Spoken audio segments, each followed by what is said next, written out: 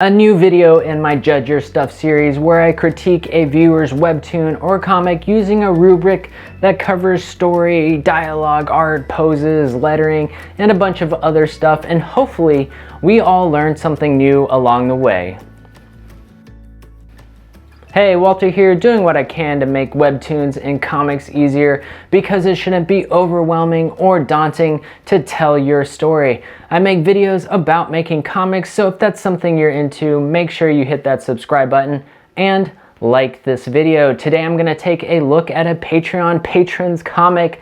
The creator asked me to do this critique. I never offer unsolicited critiques because I don't really think that that's cool. Patreon critiques are a little bit more thorough than the normal critiques I do, and they're going to cover all aspects of a single comic. General submissions are currently closed, but make sure to subscribe to the channel if you want to know when they open back up. If you'd like a more detailed critique like this one, check out my Patreon or Ko-fi pages. Before we start, a lot of beginner creators make the same mistakes. I've done a few videos about the do's and don'ts. Usually it involves a lot of lettering stuff. I'll link the videos below in an effort not to repeat the same things over and over again. Make sure you hit that like button and subscribe if you haven't. Let's get started with Door of Despondence by OE. The summary reads, "The real question we must all ask is this: what are we willing to do for the people we love? And what are we willing to become? The void is in between all things, time and space, life and death. But when Alexander Creedy is offered the chance to find his lost love, he enters the void, unaware that the journey might be far more than he bargained for." Right now, this summary isn't really getting me excited to read the story, which is unfortunate because I read the story and I really liked the story, especially after that cliffhanger that I just read. Half of the summary is just posturing and questioning and presenting tropes. What about this story and this characters is different than those tropes? Also, the first episode prologue reiterates all these same ideas again, so I have to read the same thing twice before I get into the actual story. If I were writing the summary, granted I don't know where this story is actually going and I've only read 6 episodes, but I would do something a little bit like this. Unable to deal with the death of his wife, Alex hopes he'll find peace in his abandoned family home. However, someone or something has claimed the forgotten home as its own, and it's going to make Alex an offer he can't resist. A chance to bring his wife back to life. All Alex needs do is open a mysterious door and enter the void. This gives a lot of insight into who the character is, or at least what he's going through. That puts us in a mindset of knowing that he'll do anything to achieve his goal, no matter how crazy, plus an empty haunted house, so that's always fun. And then we tease the void. What could that be? I don't know. You're gonna have to read to find out. Let's go ahead and talk about the actual story. The setup is really strong. It starts off mundane, just preparing a meal. It's a great way to start a supernatural, weird story. It gets the reader grounded into a normal world so that when things do get weird, it feels even more unsettling. You do a great job of setting up who Alex is, what he went through, and how he feels without being too explainy, which I think is really nice. The conversations feel natural, and you use visuals like the messy room to help sell the fact that Alex has sort of given up on life. Let's talk about the pacing. I think it starts off really strong, but then there's this train station scene, which sort of feels like a repeat of the bedroom scene. I don't know if any new information is actually coming across in this scene. We do get to meet Alex's brother's wife, but is it really that important to meet her? Will she come back into play later? We already know she's a little uptight from the first scene, even though we didn't meet her. So I think heading straight into the traveling scene would have kept the momentum better from that bedroom scene. That being said, you've done a good job of showing the sadness of Alex without being a drag on the reader's energy. And we can clearly see that Alex's brother has a large heart and cares deeply for his brother. You get all of that locked into place in the very first episode. You pretty much set up the entire story and the characters in that first episode. Sad Alex, caring brother, abandoned secluded family home. There are moments where the characters are saying a lot, and I think that could do with a little bit of editing. This bit here, look son, I feel bad that you had to come all the way here, but how about I make it up to you by taking all of us to the park tomorrow? The weather is supposed to be fair from what I hear, and who knows, your uncle may even feel up to coming with us. I think that could be shortened down to simply, sorry you had to run all of the way here. How about we go to the park tomorrow? The weather is supposed to be fair and maybe we can convince your uncle to come. Same idea, just a little bit more condensed. I'm usually trying to figure out how to say things with the least amount of words needed. Granted, sometimes you do need a lot of words, but I still try. There's also this part where Alex says I should just start cleaning now. There could be an opportunity here for a more artistic way of getting this idea across, like maybe he breathes in a lot of dust, or maybe he finds an old photo that's covered in dust, or just runs his fingertip through a bunch of dust on the shelf and looks at his dirty finger with a newfound determination, or maybe even just a sigh.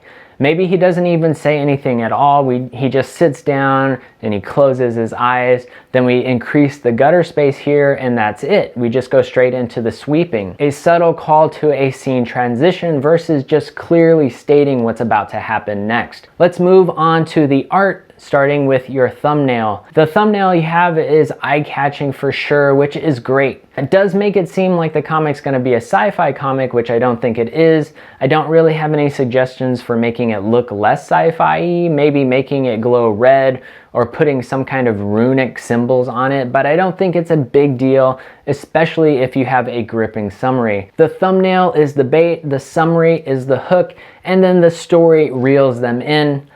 I don't fish, I don't know why I went fisherman there. The only thing I might suggest with your thumbnail is maybe upping the contrast slightly to help clarify the design. Your art overall is really solid. You're moving the camera around. You've got some nice establishing shots. Your character posing and expressions are clear and varied. You set the mood of different scenes really well. There are two parts where I think you could have done something slightly different to better establish a location.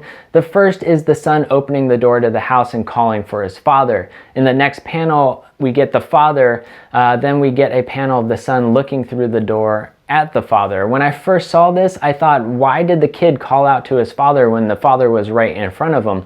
Then I realized the son must have walked into the house and then went to a different room where the father actually was.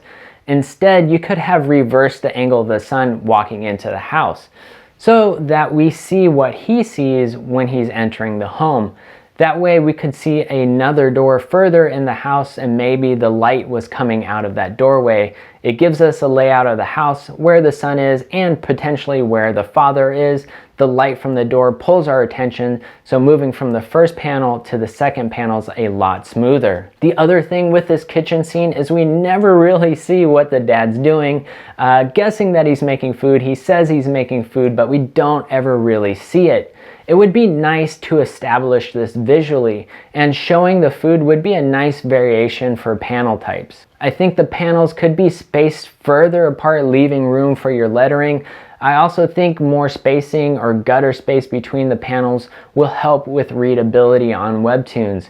For instance, in this sequence, the balloons and the art are feeling rather crammed together. We can space this out to let the story breathe a little more. The amount of gutter space will inform the reader how quickly time is moving and how much space we're moving across. Example, like if we have a ninja, they unsheath a sword, slice a demon in half, and then resheath their sword in a split second. You want to put those panels close together. I don't know why I can't say sheath, but moving along, if we had a panel where somebody closed their eyes, kept them shut for a minute, and then opened those back up, those panels we'd want further apart. And just as an aside, if you want to speed up pacing, draw action scenes using less panels to describe action, and if you want to slow time down, draw more panels to describe an action. We also want to keep the amount of dialogue per panel low, which means we're going to have to draw more art. And if we don't have time to draw additional art, we can reuse pieces of these panels to help spread the dialogue out more. You just need to increase the panel size and cut little pieces out of those panels and increase them to put lettering on top of them. You don't want to jam a ton of dialogue into a single panel if you can help it. There really isn't a formula for words to panels because a lot can affect that answer. If you step back and look at it, you can just tell that there's too much. I usually try to keep it to about 2 balloons per panel or less, and usually keep it to a single thought or sometimes a short response from another character. Another thing is your panels tend to bounce left to right across the page. It's not overly distracting, but I did notice it. I may have noticed it less if the panels were spaced further apart, but sometimes I felt like a pinball going back and forth. You know, having a back and forth is good, and you can use it as a storytelling tool, but simply just putting one panel on the right and the next panel on the left and going back and forth can feel a little bit arbitrary. I'd also watch out for the 180 rule. I did a very detailed video about this, but basically it boils down to keeping a character on the same side of the panel for the sake of clear storytelling. Now let's talk about your lettering. The font size is changing often, like you're changing the font to fit your art versus making the art fit your lettering. I can't recommend thumbnailing your comics enough. Thumbnails are simply sketches of your episode to help you plan panel layout, composition, movement, and yes, placement and sizing of your balloons. Some of the lettering gets small enough to where it might be a problem to read on mobile devices. Remember, a lot of people are reading their comics on their phones, so the font does have to be a little bit larger. You don't want people having to zoom in and out. You want their minds engaged with the story, not if they can read something or not. It's also a good idea to break up dialogue if a character is talking a lot. This balloon, for example, it has a lot of text in it. It's a little easier to get lost with all of these lines in a comic. It also tends to read like someone's talking very fast. So if someone's nervous or scared or excited, then jam all the text into a single balloon. Otherwise, you want to break it up into more natural pauses, and it also makes it easier to read. Everything else looks good. Maybe stop doing the crossbar capital I's at the start of sentences. Only use those if somebody is referring to themselves. It's just cleaner looking from a design topography standpoint. There is also this part where a different character starts talking and you use a different font, and you also used mixed case. I don't mind changing fonts for special characters like monsters or whatever, but I am unsure how I feel about switching to mixed case. Part of me likes it, the other part of me thinks it's distracting and kind of looks uncomic-y. Maybe you need a more interesting textured font if you want to completely flip the script and change to mixed case from all uppercase. Or just think about making it all uppercase to match. Do what you think and reads the best for you. Okay, that's Door of Despondence by OE. Link is in the description. Check it out. Give the creators some love. I know you guys say you learn a lot from these videos, even if it's not your comic. So thank the creator by rating their comic 10 stars or giving them a nice comment on their comic. And if you're interested in getting your own detailed review like this one, check out my Patreon page or my Ko-fi. Or if you just want to support this channel and get some additional exclusive content, Patreon is the place to be. I also do shorter multi-comic critiques, so be sure to subscribe if you want to see those and find out how to submit your own comic. And hey, remember, critiques should come from a place of love, or at least understanding. Try to fall in love, or at least try to understand where a creator is coming from, what they're trying to accomplish, before you just judge their comics based on your own goals or your own expectations. And if you want to keep making comics easier, be sure to like, link, love, hug, and hit that sub button for more sweet, sweet goodness. Tell everyone far and wide what you learned here today. Catch you in the next video. Peace.